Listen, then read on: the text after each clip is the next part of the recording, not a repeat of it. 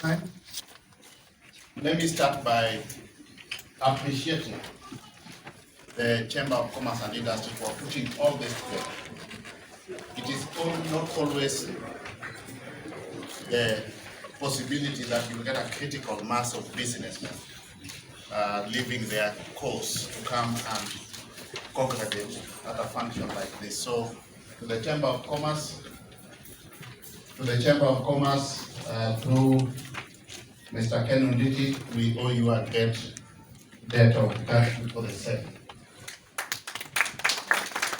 In equal measure, let me also appreciate the effort and hard work of the NYANZA International Investment Conference organizing committee, led by Jeff, the chairman, and Charles Nyachai, both very close friends of mine for over 30 years, who have managed to put this together. And they are working with a critical mass of professionals from this region. People who have come out of their own volition to give back to the society, to the NYANZA community, by way of their technical expertise informed by their professional backgrounds. This conference is good people. It's being organized by professionals in various disciplines, people who are well-known authorities in their functional domains.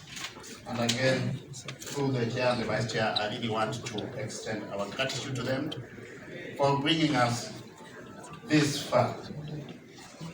In terms of rationale for organizing the NYANZA International Conference, sometime back, almost a year ago, I did reach out to these professionals and ask them one question.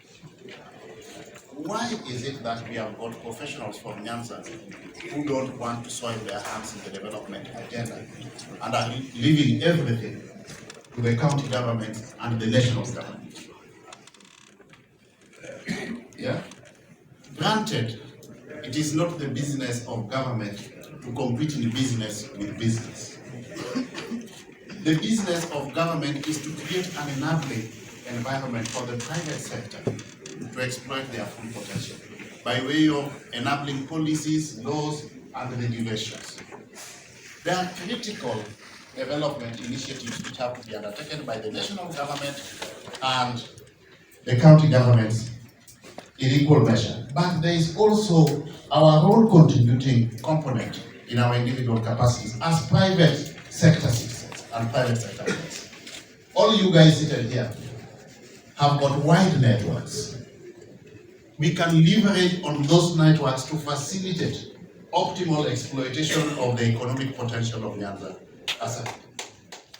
And that is why we have organized this conference, that instead of leaving everything for the national and the county governments, let us come in as professionals from NYANZA as agents of necessity to facilitate a forum, a thought leadership platform where we can engage with private sector investors, tell them the opportunities that we have, informed by comparative advantages of the NYANZA region. And let us see if through public-private partnership, we are able to pursue our development agenda to a logical conclusion. That is the rationale and justification for organizing the NYANZA International Investment Conference.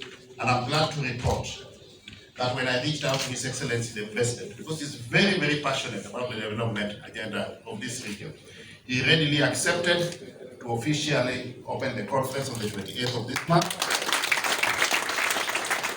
and also be a keynote speaker and chief guest at the very conference.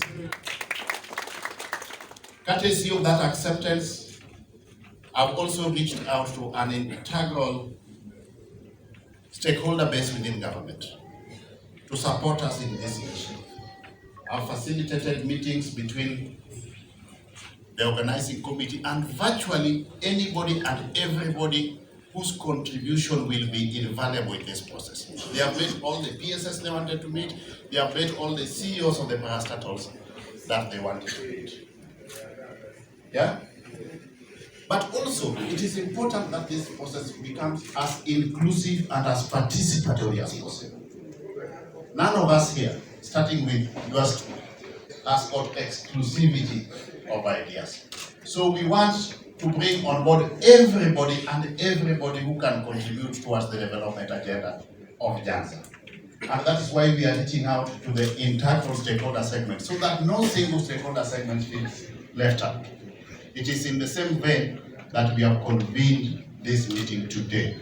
You cannot be discussing the development agenda of NYANZA and you are busy leaving the business community behind.